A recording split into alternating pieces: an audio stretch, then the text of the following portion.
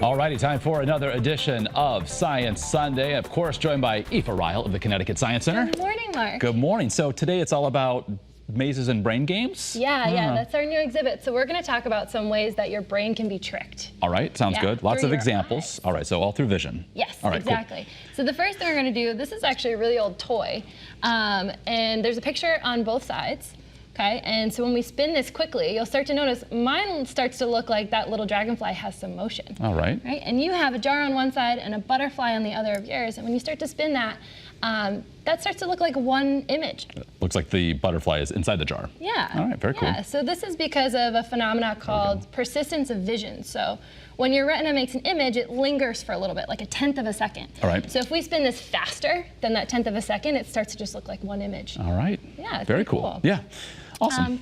Another way our eyes kind of interpret the world in a different ways through refraction, which we have talked about before. Yes, we have. Yep. Yeah, and so when light passes through some different mediums like water to air, through a curved surface, some cool things can happen. So you'll notice that my straw, once it goes in the water, appears magnified.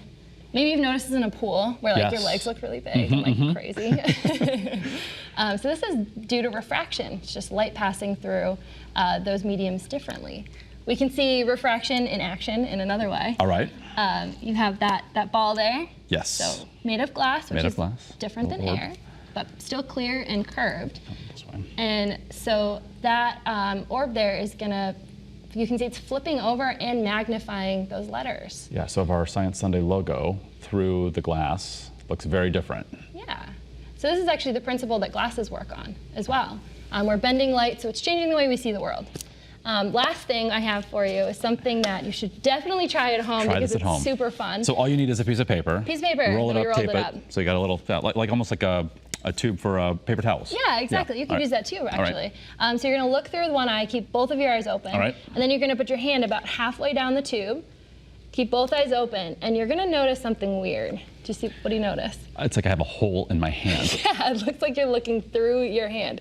So both of your eyes are seeing two different images, but your brain is combining those two together. All right, so again, try this at home. This is awesome. Yes. All right, and this is just kind of scratching the surface on all the neat things that you guys now have with your brand new exhibit space that is opened on, what, the 4th floor? Yeah. It's in our traveling exhibit space. It's super cool, really fun. Mazes and brain games. So just come check it out. All right, so now open and of course included with general admission. Yes. So come check it out. Science Center open, of course, 10 to 5. So go check it out. Yeah, we'll see you there. All right, Aoife, thank you so much, and we'll see you for another edition of Science Sunday next weekend.